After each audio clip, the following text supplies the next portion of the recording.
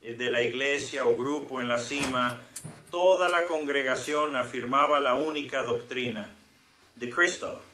Esa es la unidad de la iglesia. También había un programa educativo para los niños del pacto, para que los niños desde sus primeros días fueran enseñados por el ministro en una clase de catecismo. Así que Calvino escribió el de Ginebra. Calvino se ocupó también que hubiera buenas escuelas cristianas donde se enseñaría a los hijos de los creyentes, tanto niños como niñas. Y luego debía haber una educación teológica superior especial para los que quieren ser ministros de la palabra y de los sacramentos. Y para los que hoy llamaríamos misioneros, a muchos, varios hombres fueron enviados a Europa y Francia para difundir el Evangelio y crear iglesias.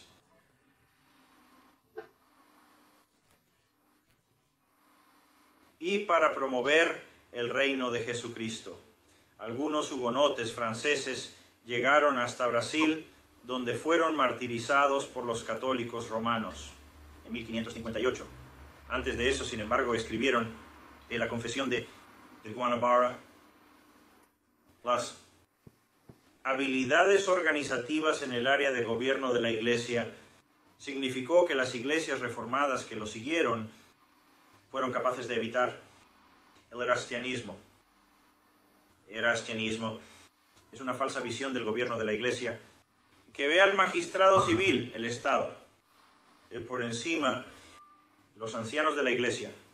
Así, la iglesia está limitada y restringida por lo que el rey o la reina o el senado le permite hacerlo. Este erastianismo es lo que paralizó el luteranismo, la otra rama principal de la reforma del siglo XVI, porque los príncipes alemanes decían a los consistorios y a los ministros: no vayan demasiado lejos con sus predicaciones, no se les permite disciplinar a fulano porque es un prominente hombre de negocios. Esto detuvo incluso al anglicanismo.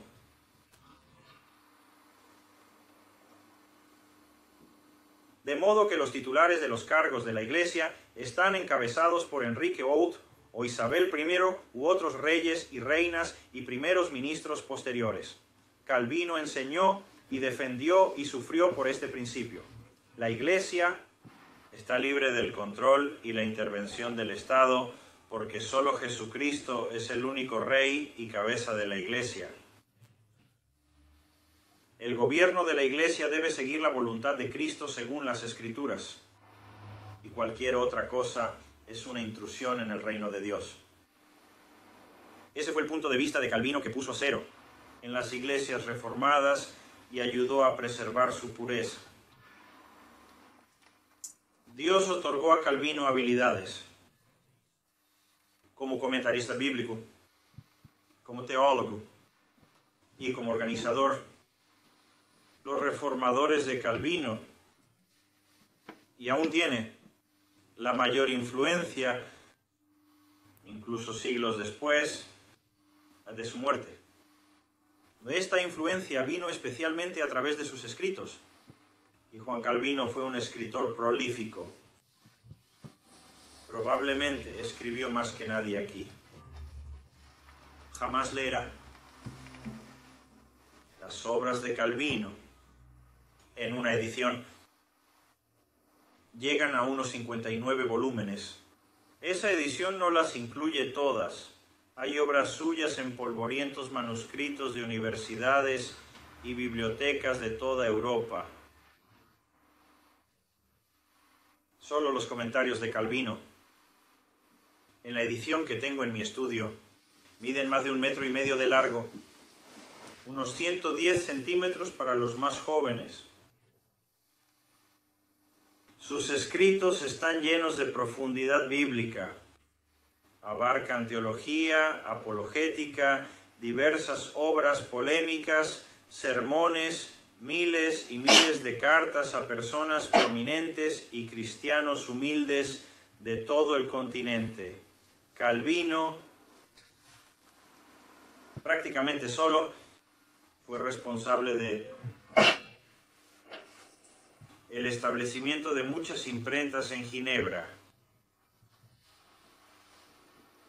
Para cuando Calvino murió, había 34 editoriales en esa pequeña ciudad de unos 21.000 habitantes. 34 editoriales.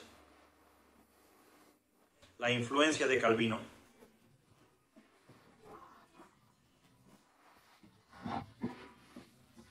Promovió las iglesias reformadas con su gobierno eclesiástico bíblico, pastores, ancianos, diáconos y disciplina eclesiástica, de la que he hablado antes, y la instrucción catequética de los hijos de los creyentes. También he hablado de eso, para que las generaciones venideras no sean como las mencionadas en los primeros capítulos de Jueces, que crecían y no conocían las maravillas del Señor.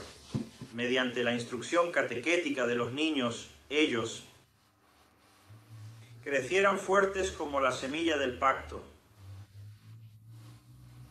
Escuelas cristianas, educación teológica para ministros cristianos, incluso en 1559, el establecimiento de la Academia Ginebrina.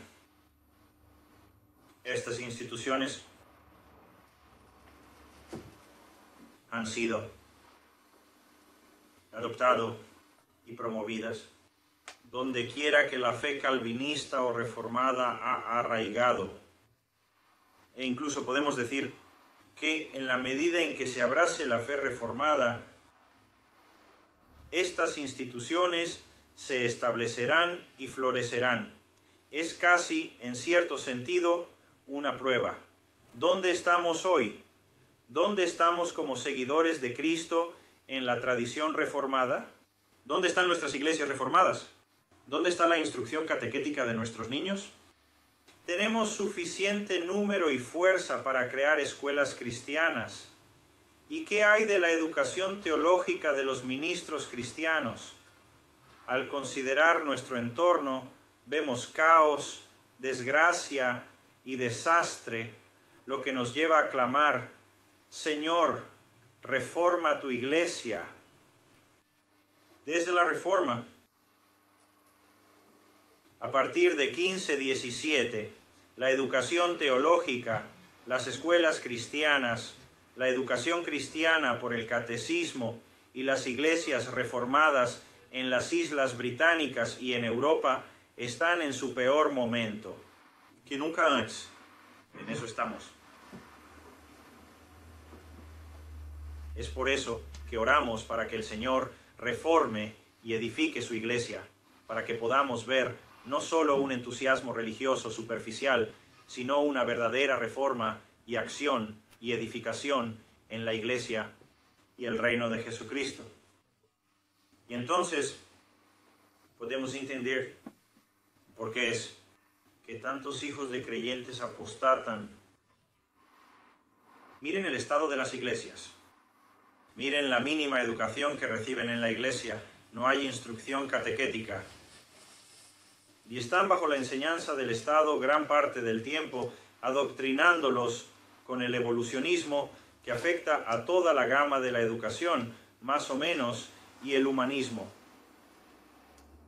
Calvino influyó grandemente con sus escritos, a través de sus instituciones, y en tercer lugar, a través de sus seguidores de Calvino, Ginebra y demás. Aquellos que estudiaron sus libros, aquellos con quienes mantuvo correspondencia. Sus seguidores, hay hombres como John Knox en Escocia, que profesaba que la Ginebra de Calvino era la escuela más perfecta de Cristo en la tierra desde el día de los apóstoles. Incluyó a exiliados ingleses en el tiempo de María. Habrían muerto de haber permanecido en Inglaterra. Así que estos hombres redimieron el tiempo yendo al continente a recibir la mejor educación teológica que pudieron, y así muchos de ellos vinieron a Ginebra, a Guido de Bresse,